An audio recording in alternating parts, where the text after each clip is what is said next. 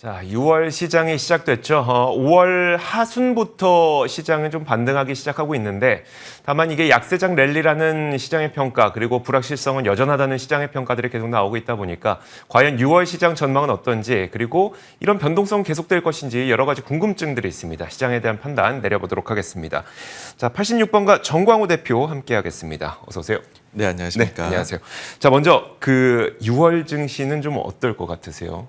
네, 지금 말씀해 주신 대로요. 5월 말부터 해서는 베어마켓 랠리가 좀 나오고 있는 상황입니다. 네. 그렇지만은 6월 전체적으로 보았을 때에는 여전히 좀 신중하게 투자자들 입장에서는 접근을 하셔야 되는 것이 아닐까 그렇게 생각을 하고 있습니다. 6월 증시의 어떤 모양이라고 할까요? 아니면 분위기라고 할까요? 이런 것들도 계속 변동성이 계속 유지될 것 같다는 생각이실까요? 네, 그렇습니다. 그렇게 생각하는 이유는요. 가장 먼저 아직까지 여러 가지 지표들이나 주변 환경에서 뭔가 개선세가 나타나는 부분은 좀 없다라는 부분인데요. 시장이 제일 우려했던 부분들 첫째는 아무래도 QT의 시행일 것입니다. 네. 왜 QT에 대해 가지고서 이 정도로 좀 불안감을 느끼느냐라고 생각을 해보면 QT와 그리고 금리 인상이 동시에 굉장히 강하게 이루어졌었던 때가 있었습니다. 2018년도였었는데요. 그때 9월부터 12월까지 보시면은 20% 정도 시장이 하락을 했었던 경험이 있습니다. 네. 그래서 아무래도 QT에 대한 좀 안 좋은 기억이 있다라는 것 첫 번째 하고요. 그 다음에는 6월 1일부터 상해가 봉쇄됐던 것이 재개방이 된 부분이 있기는 합니다. 그렇지만 중국이 여전히 제로 코로나 정책을 지켜나가고 있고 그러다 보니 과거에 있었던 가령 예를 들어 시안이라든지 당산시에서 봉쇄를 했다 재개방 하지만은 한 열흘도 되지 않아서 다시 확진자가 많이 나오면서 봉쇄를 했던 기억들이 있습니다. 그래서 과연 상해도 어느 정도까지 지금 이 재개방이 지속될 수 있을 것인가 네. 여기에 대한 게 좀 걱정이 될 수 있을 것이고요. 그리고 마지막으로는 결국에는 6월 FOMC가 중순에 있습니다. 이때 고용 지표나 그다음에 물가 지표를 보고서 아마도 뭐 어느 방향으로 갈지 움직이긴 하겠지만 최근에 보면은 이와 관련해서 좀 연준 내에서도 의견이 불일치가 좀 있는 모습이 나오고 있습니다. 네네. 뭐 누군가는 9월에 멈춰야 된다. 어제는 또 브레이나드 그 부의장 같은 경우에는 아직까지는 그런 움직임은 보이지 않는 것 같다 이렇게 해서 나오고 있는데요. 시장이 가장 우려하는 부분은 불확실성이 아무래도 늘어나는 부분일 테고 네. 이번 FOMC에서 조금 불협화음이 나온다든지 아니면 우리가 예상치 못한 방향으로 갈 수도 있지 않을까란 우려가 좀 나오지 않을까 생각합니다. 그러니까요. 이런 것들이 있기 때문에 6월 증시도 그냥 우리가 마음 편하게 반등하겠거니 이렇게 지낼 수는 없다는 말씀이신데 사실 저도 2018년 말을 떠올려 보면 매일매일 시장이 하락하는데도 뭐 매일매일 어떤 불확실성의 뉴스가 나온 건 아니었고 이유 없이 계속 떨어지는 그 2018년 말이 저는 기억이 나거든요. 그만큼 QT의 영향력이 굉장히 강력했던 기억 때문에 시장에서도 이렇게 민감하게 반응을 하고 있는 것 같습니다. 자, 그래서 그런지 사실 그 JP 모건의 제이미 다이먼 회장도 금리 인상과 양적 긴축이 동시에 진행되다 보니까 허리케인이 올 수 있다. 미국 경제에도 이런 이야기를 했거든요. 그럼 JP 모건의 제이미 다이먼 회장이 말하는 허리케인은 무엇으로 보이며 그리고 이 허리케인이 실제 상륙하게 될 시점도 혹시 좀 염두에 두고 계실 때가 있을까요? 네, 그 명백하게 허리케인이라는 것은 경기 침체를 이야기한다고 생각을 하고요. 네. 제이미 다이먼 회장이 두 가지를 이유로 들었습니다. 하나는 QT, 그 다음에 또 하나는 유가가 생각보다 더 높을 수도 있을 것 같다라고 이야기를 했는데요. 사실 이걸 보면서 좀 이해가 안 가던 부분은 개인적으로 있습니다. 네. 왜 그러냐 하면은 불과 일주일 전만 해도 괜찮을 것 같다고 이야기를 하셨었거든요. 네. 그러면은 저희가 이제 신경을 써야 될 거는 그 일주일 사이에 과연 무슨 일이 있었길래 뭐가 변했느냐? 예. 네. 그렇게 했었을 때에 사실 그 사이에 별로 그렇게 이벤트가 있었던 거는 없었고 지금 이유로 된 것은 QT. 근데 사실 일주일 전에도 QT는 이미 예정이 돼 있던 부분이거든요. 네. 유가 같은 경우에도 뭐 특별히 그 사이에 나온 게 없습니다. 그러면 제가 주목하는 부분은 그 사이에 바이든 대통령하고 파월 의장이 만났다라는 네네. 그런 부분이고요. 그 사이에서 무언가 인플레이션이나 향후 정책에 대한 부분들이 그 다이먼 회장의 눈에는 뭔가가 보이는 것이 있지 않았을까라고 생각을 합니다.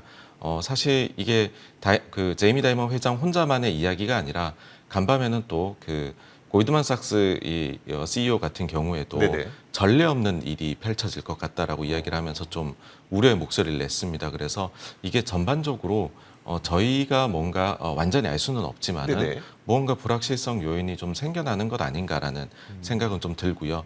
시기에 대해 가지고서는 보통의 경우에 경기 침체를 올해는 너무 빠르고 내년 정도로들 다들 보고 있습니다. 네네. 이제 침체가 만약 온다고 하면은요. 근데 이 이야기를 지금 강하게 이렇게 좀 높은 강도로 심지어는 그 마음을 단단히 먹으라는 조언까지도 하셨더라고요. 네. 한 걸로 봐서는 그 시기를 조금 앞당겨 생각하는 거 아닐까. 아마도 올해 뭐 연말이라든지 내년 초 이런 정도로 생각하고 발언한 것이 아닐까라고 그렇게 보고 있습니다. 시장을 긍정적으로 보시는 분들의 경우에는 그런 침체에 대한 가격까지 시장에 반영된 게 올 초의 모습이다라는 주장을 펼치고 계시고, 반면에 그 지금 시점에 와서 JP모건과 골드만삭스에서는 아직 다가오지 않았다라고 경고를 하고 있는 거니까 상당히 시각이 이게 엇갈리고 있는 것 같거든요. 그럼 정광훈 대표께서는 보기에 개인적으로는 좀 어떻게 보이세요, 그러면은? 제가 볼 때에는 침체를 피하기가 좀 어렵지 않을까 쪽으로 거의 그럼 마음이- JP모건, 골드만삭스와 예, 거의 예. 비슷하게 보시는. 네, 그렇습니다. 왜냐하면은 지금 시장에서 가장 우려하는 부분은 인플레이션이고, 네. 인플레이션이라는 부분은 심리가 강하게 작용을 한다고 생각을 합니다. 그런데 그 심리가 이미 너무나도 만연하게 되었고, 인플레 심리가 이를 잡기 위해서는 시장에서 생각하는 것 이상의 정책이 나와야 된다고 생각을 네. 합니다. 그래서 지난번 회의가 참 기회였던 것 같아요. 뭐 75bp나 아니면 그보다 더 높은 것까지도 얘기를 했다면 네. 참 좋지 않았을까라고 생각을 하는데, 지금 분위기로 봐서는 그런 아주 과감한 정책들은 펼치기가 어려운 것이 아닌가라고 생각이 들어서, 결국 인플레에 대해서 뭔가 해답을 내놓지 못하게 된다라고 하면 너무 높아진 그런 가격 때문에 침체가 좀 빨리 오게 되는 것이 아닌가, 그렇게 생각을 합니다. 알겠습니다. 사실 5월 하순부터 지금까지 그래도 시장의 반등을 보이고 있는 거는 인플레이션이 좀 잡히고 있는 것 같다는 어떤 지표의 분위기 때문 아니겠습니까? 하지만 말씀하셨던 대로 정말 인플레이션이 온전히 잡히지 못하고 금리 인상과 양적 긴축이 동시에 진행될 경우에는 정말 JP모건과 골드만삭스의 경고처럼 좀 경기 침체가 생각보다 빠르게 올 수도 있다는 점도 염두는 하고 있어야 되겠네요. 그렇다면 네. 저희는 어떻게 해야 될까요? 사실 여기에서 많이들 이제 생각하시는 부분이 네. 그럼에도 불구하고 좋은 주식은 있을 것 아니냐라고들 많이들 보시는데, 네네. 사실 이게 강세장일 때는 그렇습니다. 그리고 순환매 장세가 있을 때도 뭔가 대안을 주식 내에서 찾을 수 있을 테인데요. 침체라는 거는 좀 얘기가 다릅니다. 침체의 가능성이 정말로 적용이 되면 그러면은 주식이라는 자산군 자체는 위험 네. 자산입니다. 그래서 그 내에서 뭔가 대안을 찾는 건 좀 저의 이제 과거 개인적 경험에서는 어려웠던 것 같고요. 네. 그럴 때는 차라리 조금 현금 비중을 계속해서 좀 가지고 가시는 것이 뭐 좀 많이 지루하시겠지만은 네. 그게 그나마 대안이지 않을까라고 생각합니다. 그 혹시요, 그러면 과거에도 지금과 비슷했던 물가 그리고 시장 환경 이런 것들이 좀 있었을까요? 저희가 이제 제일 많이 바라보는 예가 네네. 70년대입니다. 네. 사실 지난 40년 동안 물가 상승이 없었고, 그래서 40년간의 사례가 크게 도움이 안 됩니다, 지금. 네. 그런데 70년대에 보시면은 물가가 계속해서 높아서 못 잡았었거든요. 그 10년 동안에 미국 증시가 약세장이었습니다. 네. 박스권이었고 별다르게 그 사이에서 좋았던 주식은 없고요. 놀랍게도 미국 증시의 PER이 10배가 안 됐습니다.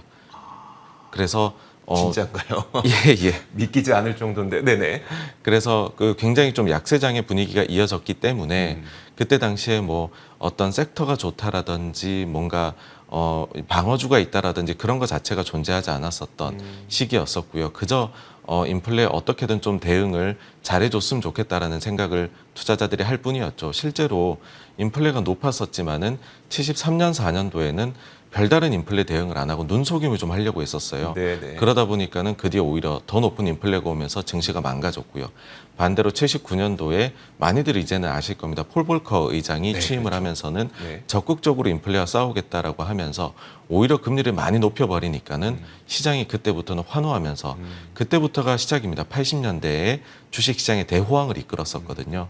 그래서 뭐 돌고 돌아서 여러분들께서 만약 뭔가를 그래도 증시가 좀 좋아지지 않을까요를 찾으시려면 네. 인플레에 대한 적극적인 대응을 하는 모습 적극적인 대응하는 모습이 나온다면 그러면 그때부터 마음 편할 거고요. 그렇지 않으면 인플레는 눌러봤자 마치 풍선처럼 여기 잠깐 누르면 저기서 삐져나오고 네네. 해서 해결이 잘 안 되는 그런 좀 모습을 보이게 되지 않을까라고 예상합니다. 알겠습니다. 그럼 과거의 역사적 통계를 봤을 때 오히려 지금 그렇다는 건 아니고요. 지금 그렇다는 건 아니고 인플레이션이 만약에 더 심화되는데 연준에서 긴축의 강도를 훨씬 더 세게 가져간다면 우리는 당연히 이게 시장에 부정적이겠지라고 생각하겠지만 오히려 그게 더 시장에서 환호하면서 회복의 기미를 보일 수도 있다라고 봐도 될까요? 예, 그렇습니다. 네, 알겠습니다. 자, 이렇게 저희가 6월 시장에 대한 전망과 함께 지금 우리가 6월 시장을 본격적으로 시작하기에 앞서서 좀 어떤 점들을 관전 포인트로 가져가야 되는지 그리고 어떤 투자 대응 전략을 가져가야 되는지까지 이분과 함께 살펴봤습니다. 86번가 정광우 대표와 함께 이야기 나눠봤습니다. 고맙습니다. 감사합니다.